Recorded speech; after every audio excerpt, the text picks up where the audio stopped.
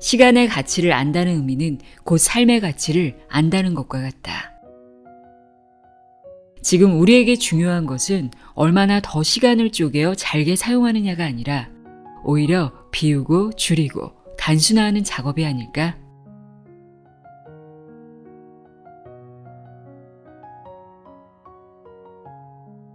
안녕하세요. 나의 소리책갈피 소리내어 읽다입니다. 촘촘하게 계획을 세우고 부지런히 움직이는 사람을 보고 우리는 시간 관리가 참 철저하다, 시간 관리를 잘한다고 생각하는데요. 오늘 소개해드릴 책에서는 똑똑하게 게으른 사람이 오히려 가장 부지런한 하루를 만든다고 이야기하고 있습니다. 5인 안에 유대인의 하루는 저녁 6시에 시작된다입니다. 유대인들이 가진 현명한 시간 개념을 엿볼 수 있는 책인데요. 오늘날 전 세계를 이끌고 있는 유대인들은 아침형 인간과 저녁형 인간의 장점을 잘 섞어 그들만의 문화로 융합시켰다고 합니다.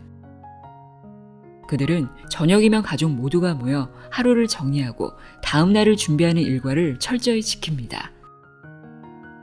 또 자신이 가장 활동하기 좋은 시간을 하루의 시작으로 정한다고 합니다. 그리고 어떤 일에 대해 말할 때 현재인지 미래인지 과거인지를 구분하기보다 완료했는지 완료하지 않았는지를 더 중요하게 여긴다고 합니다. 저자는 이런 시간 개념이 그들을 다른 민족과 다른 특성으로 길러낸 것이라고 말하고 있습니다. 이 책에는 유대인들이 인생의 철학으로 삼은 시간에 대한 메시지들을 약속과 신용, 우선순위, 휴식 등 7가지 키워드로 정리하고 있는데요. 오늘은 그들이 가진 시간에 대한 철학을 제대로 엿볼 수 있는 첫 번째 키워드, 첫 번째 챕터인 하루에 관한 철학 읽어드리도록 하겠습니다. 5인 안에 유대인의 하루는 저녁 6시에 시작된다. 읽어드립니다. 귀 기울여 들어보세요.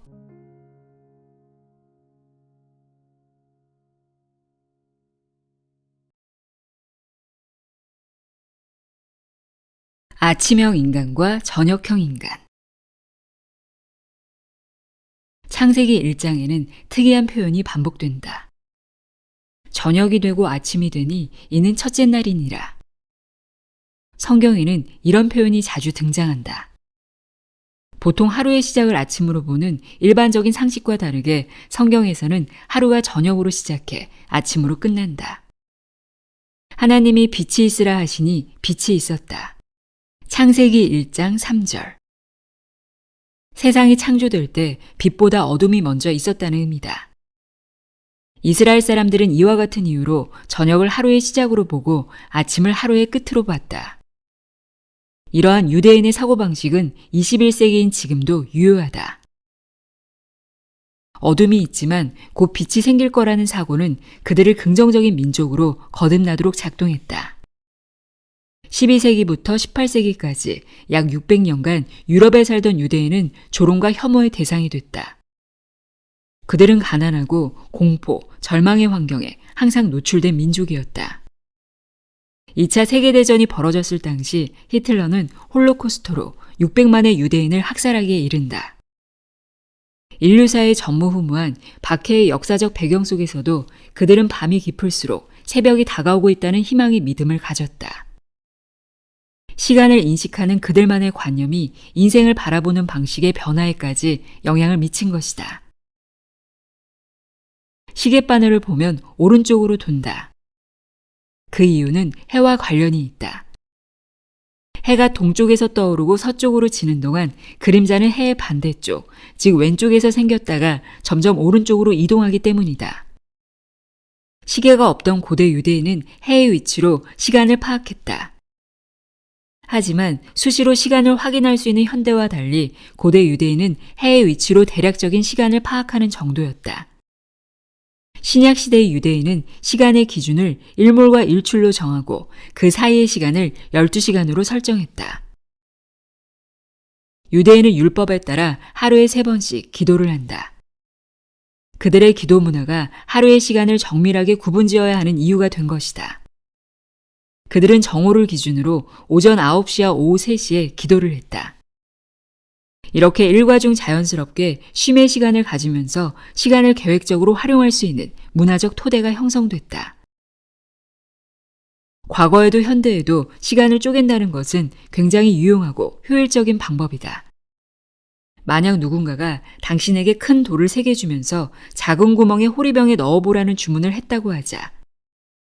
커다란 3개의 큰 돌을 작은 구멍에 호리병에 넣으려면 큰 돌을 작게 쪼개 채워 넣어야 한다.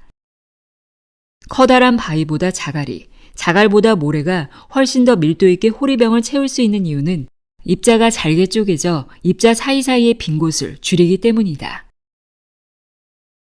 큰 돌과 마찬가지로 시간도 쪼개면 쪼갤수록 알차게 사용할 수 있다. 주로 1시간을 기본 단위로 사용하는 시간관리법은 상당히 큰 돌로 호리병을 채우는 것과 같다. 이는 시간관념의 문제이기도 하다. 10분이나 5분 단위로 나누기만 해도 충분히 해결할 수 있는 일들을 1시간 단위로 해결하다 보면 나머지 시간을 낭비해버리게 된다. 고대 유대인이 하루 단위로 이루어지는 일과를 기도하는 시간을 기준으로 짧게 쪼개 사용한 것도 그런 이유와 비슷하다. 시간 쪼개기 기술은 시간을 계획성 있고 효율적으로 사용할 수 있게 도와주는 기술이다. 문화적으로 시간 통제 기술을 체득하고 있는 유대인은 자연스럽게 시간에 대한 중요성을 강조했다. 그들은 모두가 눈을 뜨고 있는 낮 시간만큼 해가 진 저녁의 시간에도 깊은 의미를 부여했다. 세계에서 가장 더운 나라 중 하나로 꼽히는 이스라엘은 높은 기온 탓에 해가 지고 나서야 본격적으로 활동을 할 수 있다. 특히 예루살렘은 사해로부터 25km 떨어져 있어 사막기후의 영향을 많이 받는 지역이다. 유대인은 대부분 돌산으로 이루어지고 드문드문 오아시스가 있는 땅을 방랑해야 했다. 해가 떠 있을 때는 샘터나무 그늘에서 잠을 자고 해가 지면 자리를 털고 일어나야 했다. 우기와 건기의 강수량이 명확하게 구분되고 낮과 밤의 기온차가 큰 지역에 사는 덕분에 유대민족은 불필요하고 무리하게 시간을 사용하지 않는 문화를 만들었다. 건기에는 건기에 맞는 일과를 살아가고 낮에는 낮에 맞는 일과를 가졌다. 너무 이른 시간에 무리하게 일어나거나 너무 늦은 시간까지 늦잠을 자는 일 없이 주어진 상황에 맞게 시간을 쓰다 보니 그들은 자연을 통해 학습하는 법을 배웠다.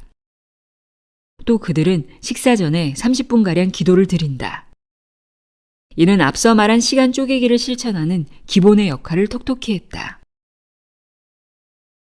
유대민족은 아침형 인간과 저녁형 인간의 장점을 잘 섞어 문화로 융합시켰다. 그들은 저녁이면 가정에서 모두 모여 하루를 정리하고 다음 날을 준비하는 일과를 철저히 지켰다. 이처럼 가정에서부터 형성된 시간관념이 그들을 다른 민족과 다른 특성으로 길러냈다. 한동안 국내에서도 아침형 인간의 장점을 소개하는 글과 책들이 소개됐다. 하지만 성공의 여부는 기상시간이 언제인지보다 시간에 대해 얼마나 능동적인 자세를 취하느냐에 달려있다. 유대인은 주로 가족이 저녁 식사 자리에 함께 모여 다양한 이슈에 관해 이야기를 나눈다. 또 다음 날에 대한 계획을 함께 세워 시간을 능동적으로 활용한다. 매일 아침 무방비한 상태에서 눈을 뜨고 하루를 맞이하는 이들과 철저한 시간 관리와 계획을 통해 하루를 맞이하는 이들의 차이는 성패를 좌우하는 중요한 요인이 된다. 모든 생물종은 유전적 변이를 거쳐 진화하고 있다. 많은 자손 중 어떤 자손이 살아남을 것인지는 자연이 선택한다. 그러한 선택의 결과가 세대를 거듭하며 생물종의 변이로 이어진다. 이것이 다윈이 말한 진화와 자연선택 이론의 내용이다. 다윈은 갈라파고스 군도의 핀치세를 예로 들며 개체 생존 경쟁 중 자연에 의해 선택된 변이가 생존에 더 나은 유전자를 후대에 넘겨주는 식으로 생물종이 진화한다고 말했다. 거시적 시각에서 바라본 자연의 진화 원리는 다름 아닌 변이다. 기린의 짧은 목은 자연 적응이 뛰어난 긴 목으로 변이한다. 생물학적 유전자뿐만 아니라 사회문화적 유전자 또한 변이를 일으킨다. 더 위대한 결과를 이뤄낸 이들은 다윈의 자연선택설의 설명처럼 환경의 영향을 받으며 번창하고 성장해 간다. 유대인도 남들과 달리 저녁에 하루를 시작하는 자연 변이를 물려받으며 이전 세대의 시간관리법을 무의식적으로 알아냈다. 그리고 오늘날 전 세계에서 가장 성공한 민족 중 하나로 평가받고 있다. 시간과 관련된 유대인의 문화는 무엇보다 자연과의 이질감이 없다는 특징이 있다. 사회적으로 자기 관리에 대한 관심이 커지는 분위기 속에서 일찍 일어나는 습관을 부지런함이나 자기 관리로 착각하는 사례가 많다. 하지만 유대인의 시간관리법을 보면 일찍 일어나는 습관이라는 것은 기상 시간만으로 자기 만족을 하는 수박 겉핥기식의 자기 관리가 아닐까? 우리에게 필요한 시간 관리는 얼마나 일찍 일어나느냐가 아니다. 내 일과에 맞게 시간을 잘 쪼개 활용하고 자신에게 주어진 시간을 능동적으로 활용하는 법을 터득하는 것이 중요하다.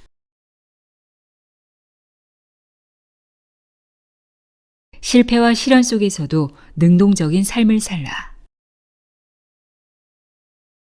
유대인에게 안식일은 모든 일을 멈추고 휴식을 취하며 지난 날을 되돌아보는 날이다.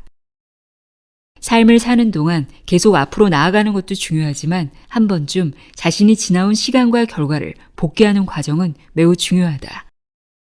바둑기사들은 특별한 경우가 아니라면 대국을 마치고서 반드시 복귀를 한다. 복귀를 통해 경기 진행 중에 미처 확인하지 못한 전술과 대국 전반에 걸친 전략을 되돌아보는 소중한 기회를 갖는다.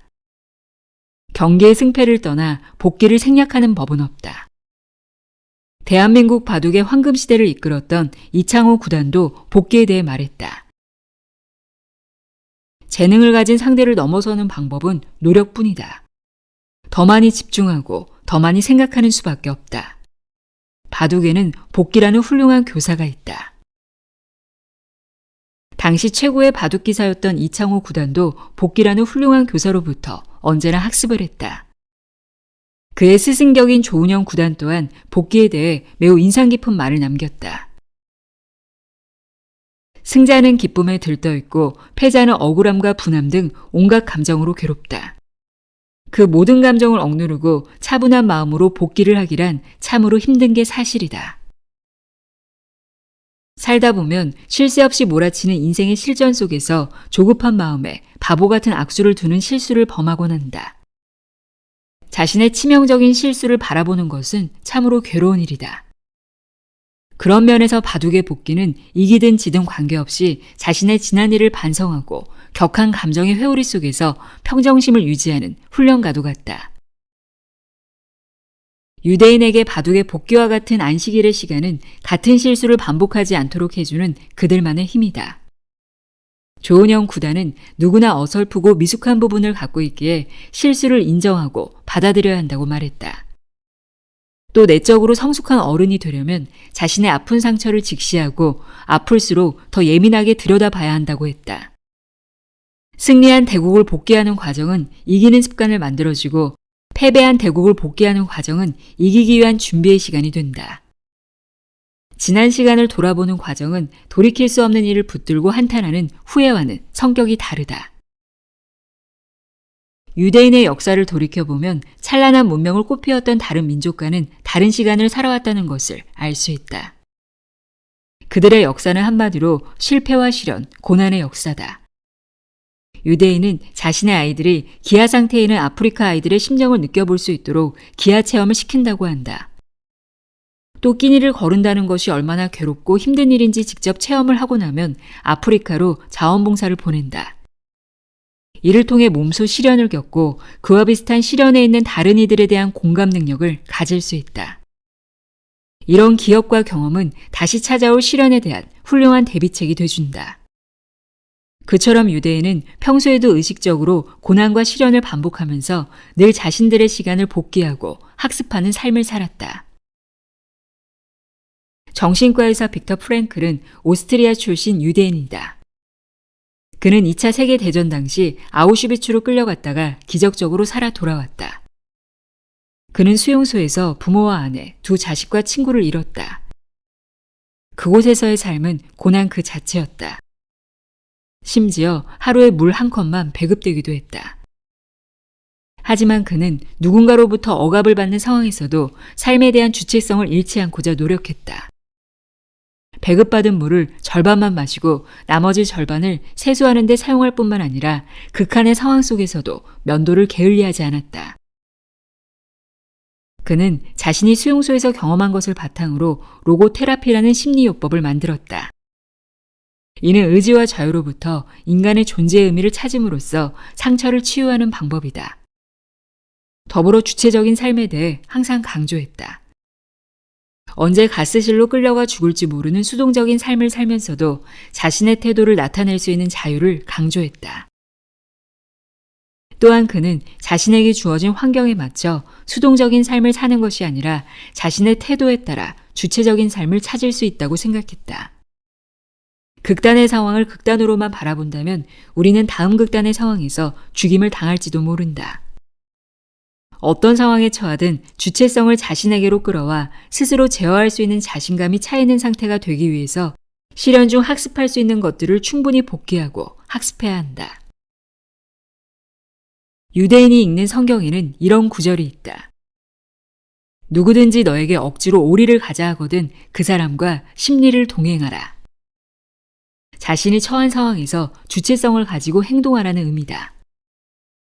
다른 이의 손에 이끌려가야 한다면 차라리 적극적으로 그와 함께 심리를 동행함으로써 상황의 주체성을 스스로 확보하는 것이다. 현대인들은 시간을 인질로 잡힌 채 많은 사람에게 끌려다닌다. 끊임없이 날아오는 문자 메시지나 SNS 알림을 통해 자신만의 시간을 온전하게 주체적으로 사용하지 못한다. 언제든 자신이 처한 상황의 주도권을 쥐고자 한다면 시간과 주도권에 대한 이해와 인지가 반드시 필요하다. 자신이 해야 할 일에 목숨을 걸기보다 자신이 이미 한 일을 기록하고 돌이켜보고 학습하는 유대인의 시간관리법이 중요한 까닭이다.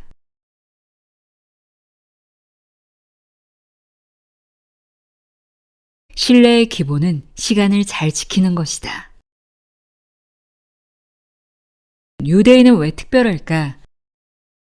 많은 사람들이 유대인에게서 무언가를 배우려는 열정을 갖는다. 서점에서 인기 도서로 선정된 책들을 보면 그 인기를 실감할 수 있다. 유대인의 교육법, 유대인의 지혜, 유대인의 비즈니스, 유대인의 격언. 유대인은 마치 특별한 DNA를 가진 것처럼 보이곤 한다.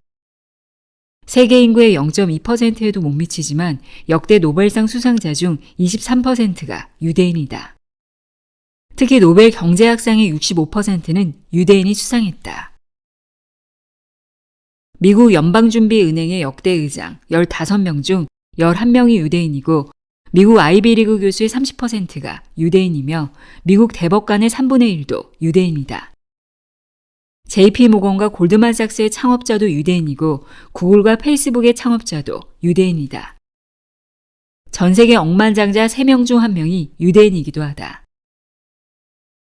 특별한 유전자를 물려받도록 선택된 민족처럼 보이는 그들은 과연 영특한 두뇌를 타고났을까? 절대 그렇지 않다. 전 세계 평균 IQ 순위에서 높은 순위를 차지하고 있는 대한민국은 평균 IQ가 106 정도다. 유대인의 나라인 이스라엘은 평균 IQ 95로 세계 12위에 불과하다. 유대인의 천재성이 타고나는 것이 아니라면 그들은 어떻게 세계를 움직이는 주축이 될 수 있었던 것일까? 고작 1,400만 명에 불과한 유대민족이 어떻게 세계를 움직이고 있는 것일까? 그들이 이처럼 특별해 보이는 것은 바로 그들만의 독특한 교육법과 문화 때문이다. 전 세계에 퍼져 있는 1,400만 명 정도의 유대인 중 600만 명 정도가 이스라엘에 살고 있다. 나머지 800만 명에 가까운 유대민족은 국가를 이루지 않고 전 세계에 분산돼 살아가고 있다. 디아스포라라고 불리는 이들이다. 쉽게 말하면 정착하지 않은 방랑자 혹은 유목민인 셈이다. 그들은 팔레스타인을 떠나 흩어져 살지만 자신들만의 고유한 정서적, 민족적 유대감을 형성한다. 유대인은 정착하지 않고 떠돌아다니는 생활에 익숙한 민족이다. 그들은 시간 약속을 필수로 여겼다. 군대 생활을 해본 이들은 안다. 효율적으로 집단을 움직이려면 집단 내에서 반드시 시간을 지켜야 한다는 불문율이 필요하다. 떠돌이 유목 민족에게도 시간 약속은 언제 어떤 상황이 갑작스럽게 닥칠지 모르는 상황에서 목숨과도 같은 것이었다. 약속은 신뢰의 문제이고 신뢰는 집단을 구성하는 기초가 된다. 2000년간 세계 각지에 흩어져 있던 유대인이 자신들의 정체성을 유지할 수 있었던 것도 바로 신뢰가 있었기 때문이다. 타 민족에게 핍박을 받고 멸시를 당해도 끈끈한 유대 관계를 형성했던 그들은 약속의 중요성을 누구보다 잘 알고 있었다. 약속 중에서도 시간 약속은 중요하다. 유대인이 현대사회에서 이토록 거대한 영향력을 행사할 수 있는 원동력도 시간 약속을 바탕으로 한 신뢰 관계에서 비롯한다. 그들은 자신의 시간만큼 타인의 시간을 소중히 여기는 비즈니스 자세를 중시하고 쓸데없는 잡담을 하지 않으며 시간 약속을 어기는 무례를 범하지 않는 것을 예절의 기본으로 여긴다. 신뢰관계를 통해 비즈니스를 더욱 확대하고 자신들의 영향력을 키워나가고 있는 유대인에게서 배워야 할 부분이다.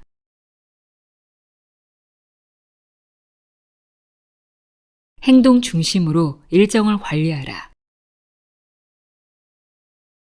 탈무드는 모세가 전했거나 아브람 시대에 존재했던 것으로 추정되는 구전들을 모아 해설한 내용을 집대성한 책이다. 유대인에게 성서와도 같은 존재로서 생활과 신앙의 기반이 되는 문서이자 책이다. 전 세계 많은 국가에서도 유대인의 지혜가 담긴 탈무드를 번역해 읽고 있다. 그런데 유대인은 히브리어와 아람어로 집필된 문서만 경전으로 인정한다. 다른 언어로 번역된 책은 원래의 의미를 분명하게 전달하지 못하기 때문이다.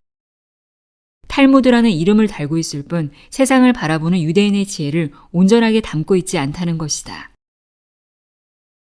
어째서 유대인은 다른 언어로 옮겨진 탈무드를 인정하지 않는 것일까? 그 이유를 알려면 그들이 사용하는 언어에 대한 믿음을 이해해야 한다. 성서에 사용되는 히브리어의 기본적인 평서문의 어수는 동사, 주어, 목적어다. 시간부사는 다른 언어들처럼 동사를 수식하기 때문에 제일 처음에 나온다.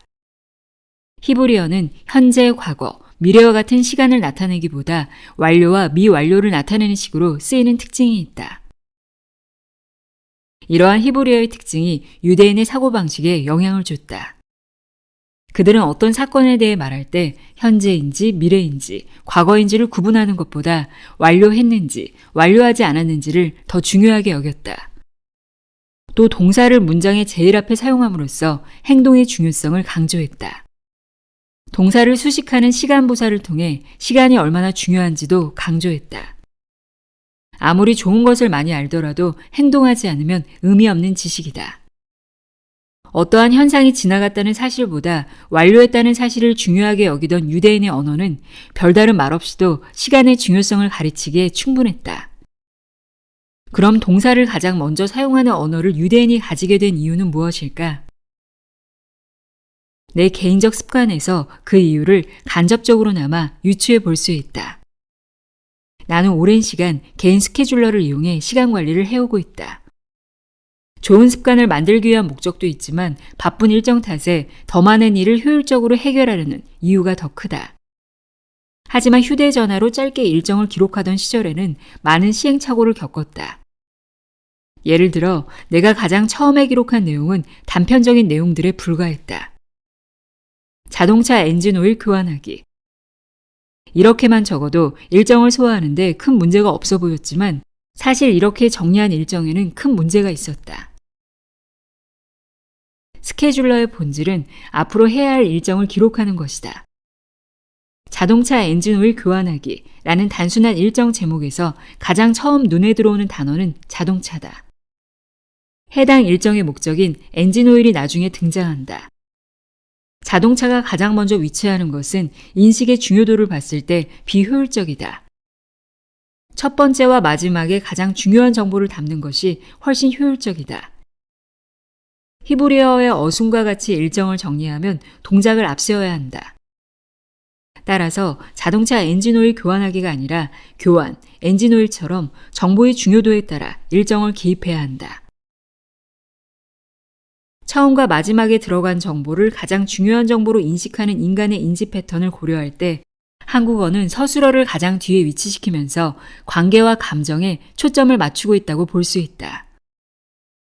즉 밥 먹어와 식사하세요를 구분해서 말하는 이유는 대화의 상대방과 나와의 관계를 설정해 감정 표현을 하기 때문이다.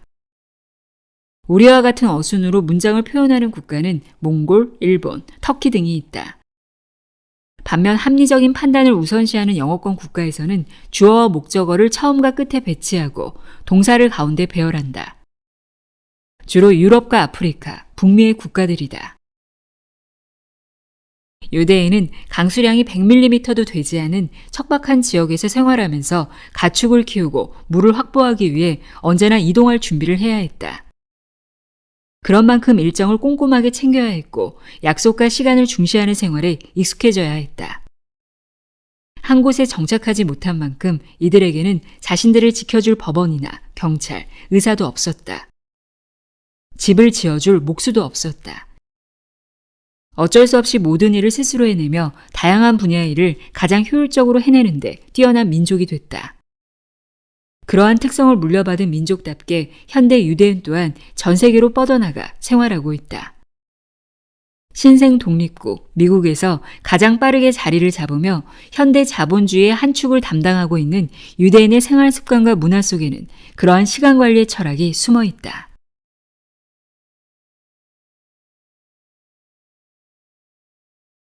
지금과 여기를 살라.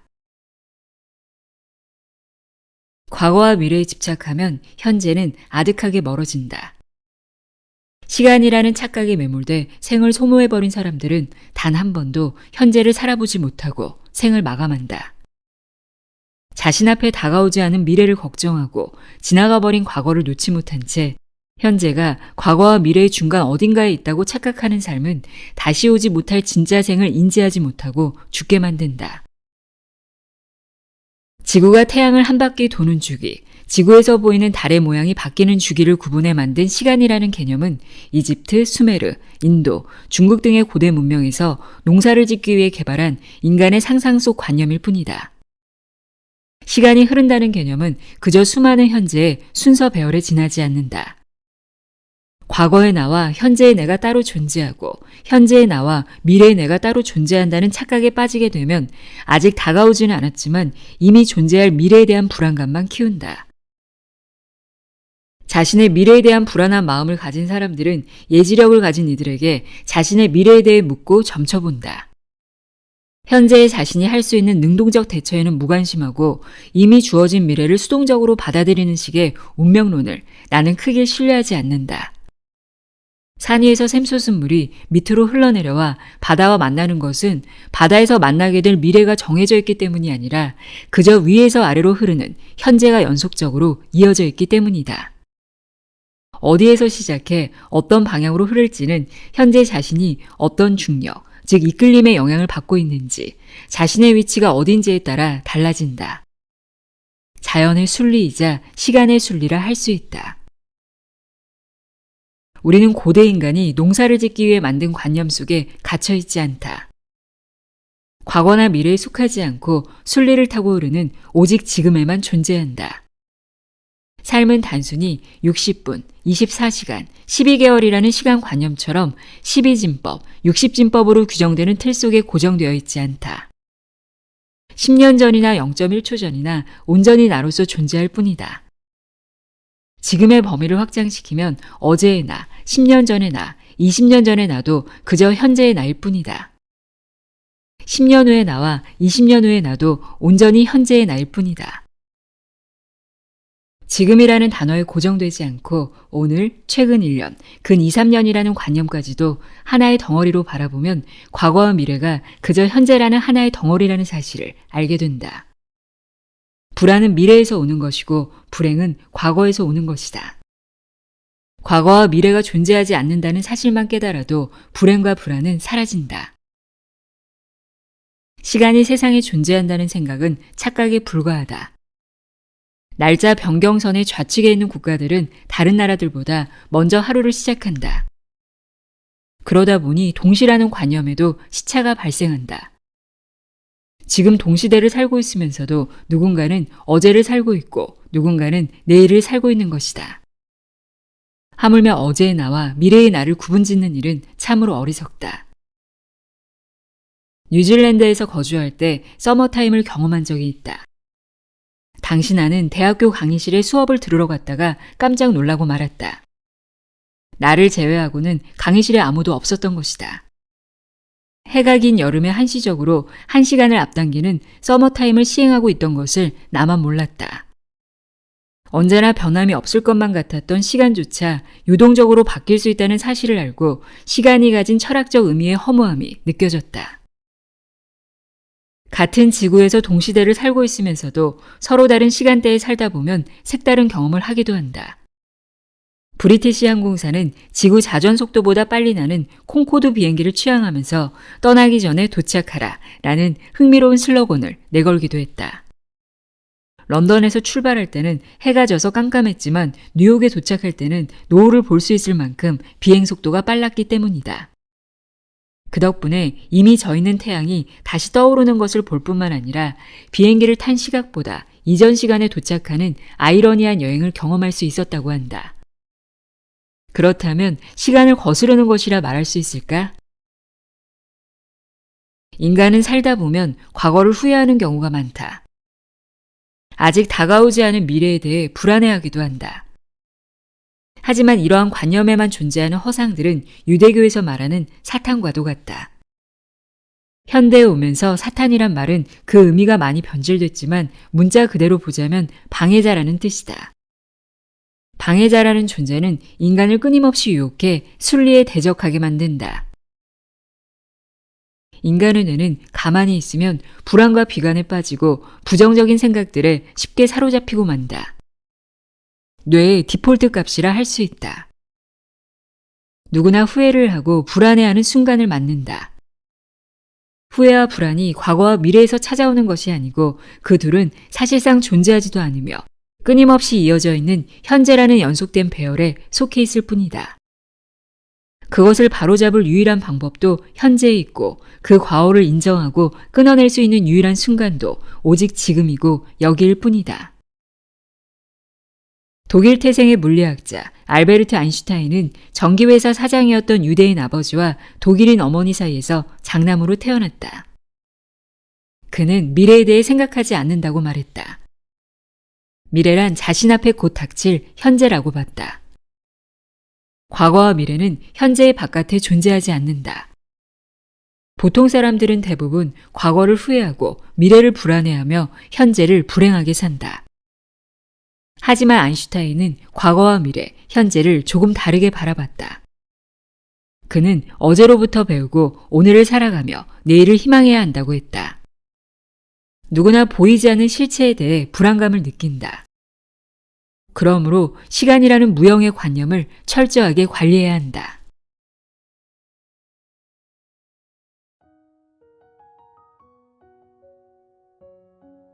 유대인의 하루는 저녁 6시에 시작된다. 읽어드렸습니다. 조금 더 자유롭고 조금 더 게을러지고 싶다면 오히려 시간 관리를 제대로 해야 한다는 사실을 알 수 있는 책이었습니다. 시간을 열심히 관리하기보다 현명하게 관리해야겠죠.